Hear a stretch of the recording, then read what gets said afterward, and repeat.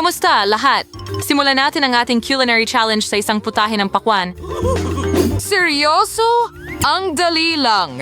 Pakihawakan ang iyong pakwan. I guess that of shooter. Nangganaw doon na buong TikToks. Nahanap ko ang perpektong mga pakwan. Lola, tingnan mo kung paano ko sila pinapaikot ng profesional. Wow! Ang ganda talaga. Pero kailangan ko ng isa. Salamat. Tayo'y maghiwa na. Salamat, Chef. Puputulin natin ang itaas. Kunin ang immersion blender. Haluin ang lahat ng magkasama. Kailangang talunin ang lahat ng laman sa pakwan. Ano ang dapat kong gawin ngayon? Sa totoo lang, naisip ko na. Gawin na natin ang masa. Ngayon, ibuhos natin ito sa mga hulmahan. At kuwent and biwites ng beer and kulay mo sa Skittles. Ang sarap nila. Una, kailangan nating subukan. Ang sarap. Idagdag ito sa bawat hulma. At haluin ito lahat gamit ang spatula. Perfecto. Ang masa ay nagiging may kulay na ngayon. Super. Inilagay na namin ito sa oven para maghurno. Iwanan ito ng ilang minuto, pero sa ngayon, magpapainit tayo.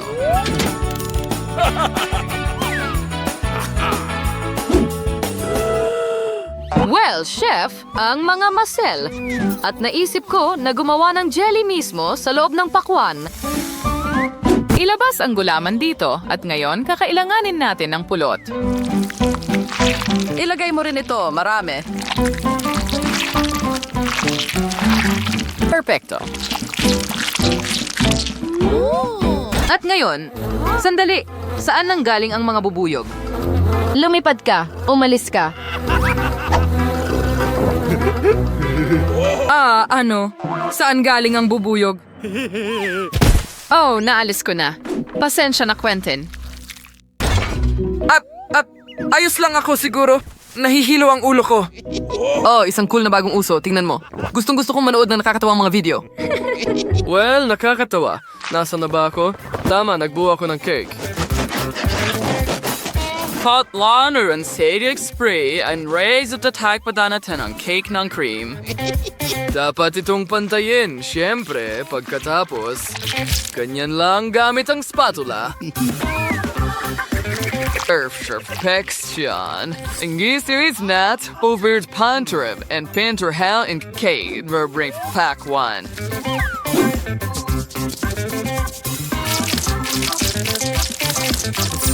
Oh. Napakadali. Hindi lang ako professional na chef, kundi isang artista rin. At gumana ito. Wow! Ang galing ng ginawa mo, Chef. Handa na rin ang jelly ko. Tingnan natin kung ano ang nasa loob. Oh, maganda. Pinuputol na. Wow! Ang lambot naman. Nakakatawa silang nanginginig. Natapos mo na ba? Paano mo ginawa iyon? Magaling na trabaho. Pero ano ang maiisip ko? Tama. May Fanta ako dito. Ayan na. Kukunin natin ang bote at ipasok ito sa pakwan. Ilagay ang lahat ng soda at magandang ideya iyan. Kita mo? Liv, subukan mo. Ang galing! Saan ako magsisimula? Gusto kong subukan ng mga marmalade na pakwan na ito. Suriin natin. Wow! Masarap. Gusto ko ito. Astig. Ano ang susunod? Oh, wow! Gusto ko itong pakwan na may Fanta. Itabi natin ang bote at hiwain ito. Wow! Asul ito! Astig! Subukan natin ito. Kumuha tayo ng kutsara at tikman ang isang piraso. Wow! Ang astig. At ano ang nasa loob ng pakwan na ito? Sandali, ito ba ay cake? Astig! Ang galing! Iyan ay isang magandang ideya at makulay sa loob. Mahilig ako sa mga cake. At masarap ito. Well, chef, panalo ka. Oo. Ang unang tagumpay ay akin na. Salamat, Liv. Ngayon, gumawa tayo ng Oreo para sa akin. Siyempre, alam ko kung ano ang gagamitin. Meron akong isang buong maleta na puno ng tsokolate. Buksan natin ito. Ang ganda eh. Kukunin natin ang tsokolate at hahatiin ito sa mga hiwa. Magiging perpekto ito. Oh, kay ganda. Punuin ang buong...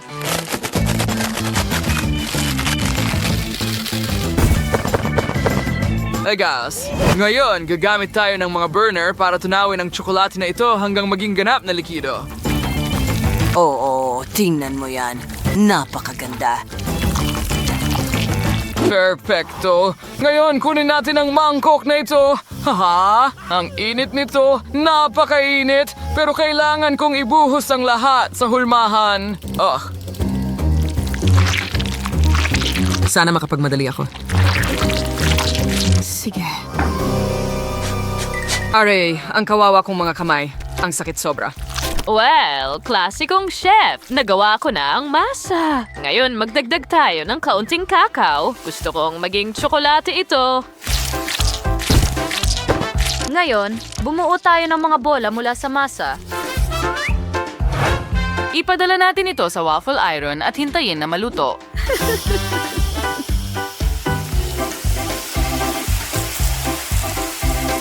Ang natitira na lang ay ilang minuto.